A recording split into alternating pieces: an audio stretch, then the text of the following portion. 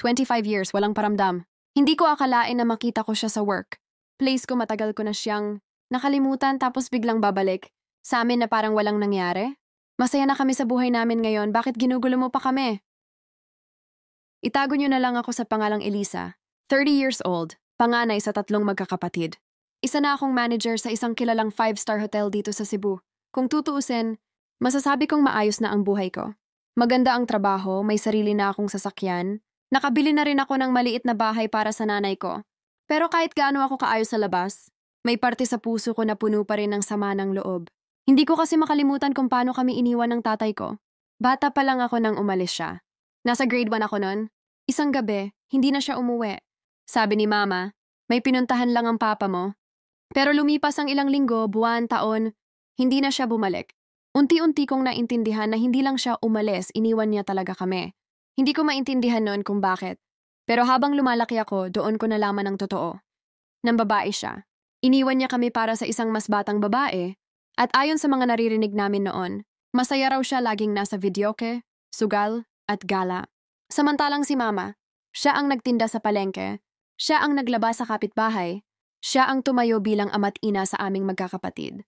Hindi naging madali ang lahat. Maraming gabi na umiiyak si Mama habang akala namin tulog na kami. Maraming araw na lugaw lang ang pagkain namin pero hindi siya nagreklamo. Puro sakripisyo. At ngayon, matanda na si Papa. Payat na, sakitin, at halos hindi na makalakad ng diretso. Noong isang araw lang, bigla siyang sumulpot sa hotel kung saan ako nagtatrabaho. Hindi ko din tinanong kung paano niya nalaman na doon ako nagtatrabaho.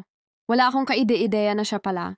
Yung matandang lalaki sa lobby na nagtatanong kung pwede siyang makausap ng manager. Paglapit ko napatigil ako. Anak, ang una niyang sinabi. Hindi ko alam kung anong mararamdaman ko. Para akong nanigas. Sa loob ng mahigit 2 dekada, ngayon lang siya nagpakita. Gusto raw niyang bumalik sa amin. Gusto niyang humingi ng tawad. Gusto raw niyang makabawi. Pero totoo ba? Makakabawi pa ba talaga siya sa lahat ng sakit na iniwan niya? Sabi niya, wala na akong malapitan. Yung babaeng pinili ko nun, iniwan din ako. Yung mga barkada kong kasama sa sugal at inuman, wala na.